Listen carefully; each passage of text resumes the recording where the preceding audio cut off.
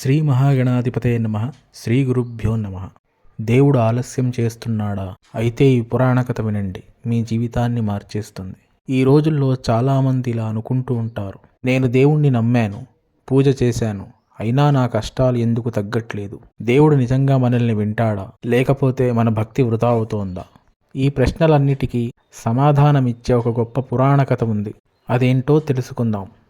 పూర్వం ఒకప్పుడు గజేంద్రుడు అనే ఏనుగు తన గుంపుతో సరస్సులో నీళ్లు తాగుతూ జలకాలాడుతూ ఉండగా అకస్మాత్తుగా ఒక భయంకరమైన ముసలి అతని కాలుని పట్టుకుంది.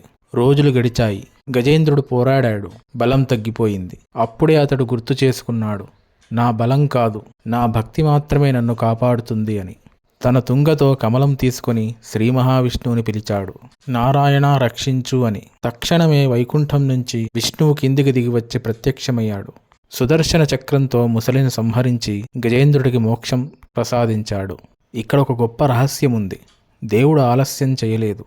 గజేంద్రుడు పూర్తిగా శరణాగతి పొందే వరకు వేచి చూశాడు. మన జీవితంలో కూడా అంతే. మనం ప్రయత్నాలు చేస్తూనే దేవుణ్ణి చివరి ఎంపికగా చూస్తాం. కానీ పూర్తిగా నమ్మిన రోజే దైవకృప మొదలవుతుంది. కాబట్టి మీరు రోజూ చేయవలసింది ఒక చిన్న దీపం, ఒక నామస్మరణ, ఒక కృతజ్ఞత మాట. నాకు ఉన్నదానికి ధన్యవాదాలు స్వామి అని.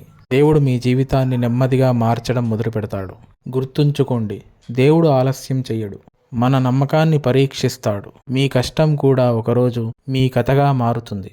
భక్తితో ఉండండి, దైవంపై విశ్వాసముంచండి. ఈ మాటలు మీ హృదయాన్ని తాకితే భక్తులతో ఈ వీడియోని పంచుకోండి. స్వస్తి.